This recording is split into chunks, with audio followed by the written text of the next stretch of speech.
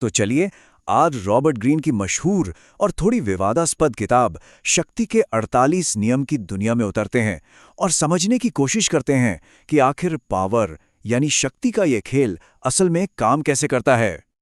ये किताब एक बहुत ही दमदार विचार से शुरू होती है। कोई सिद्धांत नहीं होते, केवल घटनाएं होती हैं।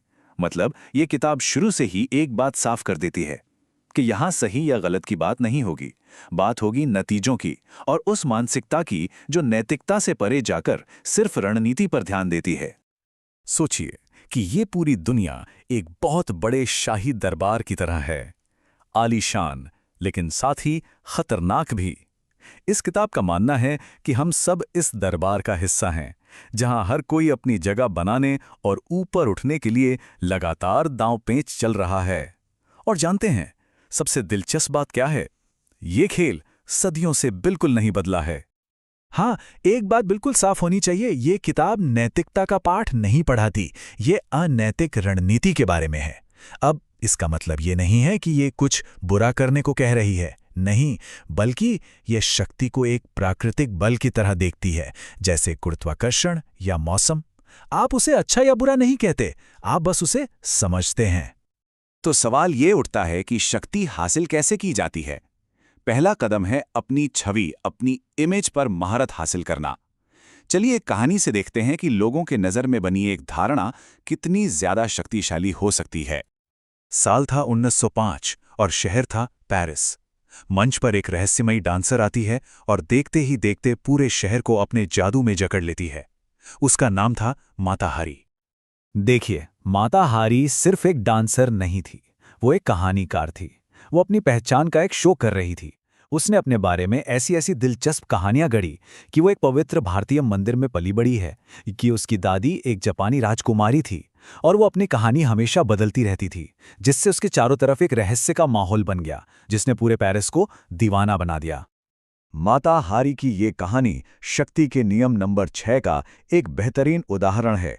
हर कीमत पर लोगों का ध्यान अपनी ओर खींचो।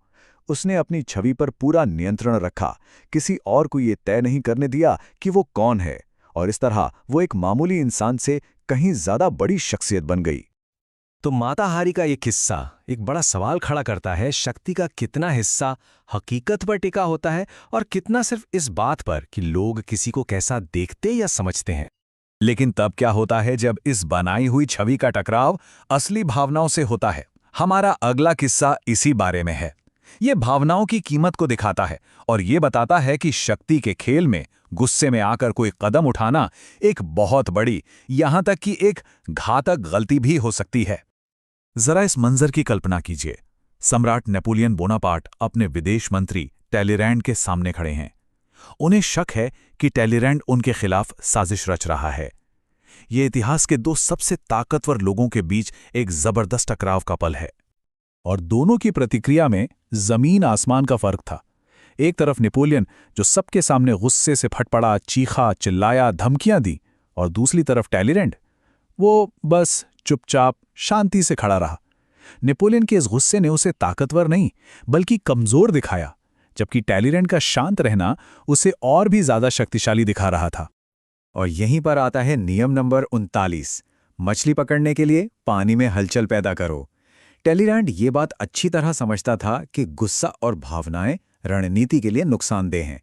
अगर आप अपने दुश्मन को गुस्सा दिला सकें और खुद शांत रहें तो आपको एक जबरदस्त बढ़त मिल जाती है।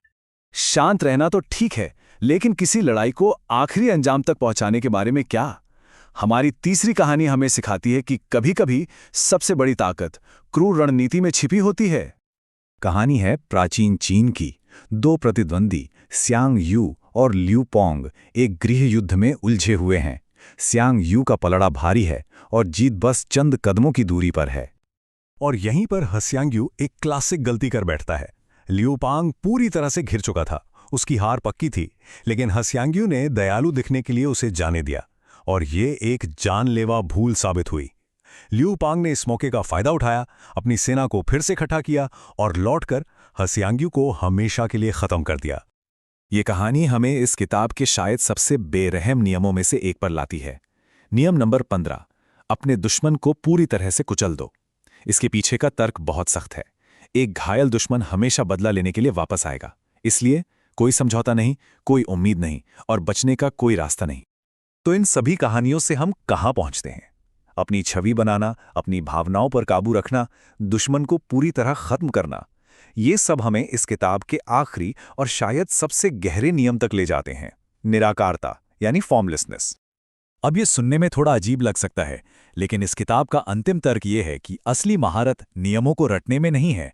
पहले 47 नियम तो बस औजार हैं, टूल्स हैं। शक्ति का जो सबसे ऊंचा स्तर है वो है हर स्थिति में ढल जाना, पानी की तरह तरल होना और ऐसा बनना जिसका कोई अंदाजा ना लगा सके। और यही है आखिरी नियम, नियम 48, निराकार हो जाओ। अगर आपकी कोई एक तय योजना है, कोई एक तय रूप है, तो आप पर हमला करना आसान हो जाता है। इसके बजाय पानी की तरह बनिए, लगातार बदलते हुए, हमेशा हरकत में, जिसे कोई पकड़ ना सके। किताब में इसे समझाने के लिए समुद्री युद्ध की एक बहुत अच्छी मिसाल दी गई है। कहा गया है कि समुद्री युद्ध के लिए जबरदस्त रचनात्मकता चाहिए, क्योंकि वहां लड़ने की रेखाएं लगातार बदलती रहती हैं। शक्ति के खेल में भी बिल्कुल यही सच है। तो आखिर में सार क्या है? यही कि शक्ति एक कभी न रोकने वाला खेल है, लगातार चलते रहने का नाम है। जो चीज़ आज आपकी ताकत है, हो सकता है कल वही आपकी कमजोरी बन जाए। और अंत में सबसे बड़े हथियार हैं आत्मनियंत्रण, हर स्थिति में ढलने की क्षमता और इंसान के स्वभाव की गहरी समझ। ये सारी बातें हमें एक आखिरी और शायद सबसे जरूरी सवाल पर लाकर छोड़ देती हैं। शक्ति के इस लगातार चलने वाले खेल में किसी को ये कैसे पता चलता है कि वो अब हद से आगे निकल गया है? ये सवाल महत्वाकांक्षा और उसकी कीमत पर सोचने को मजबूर कर देता है।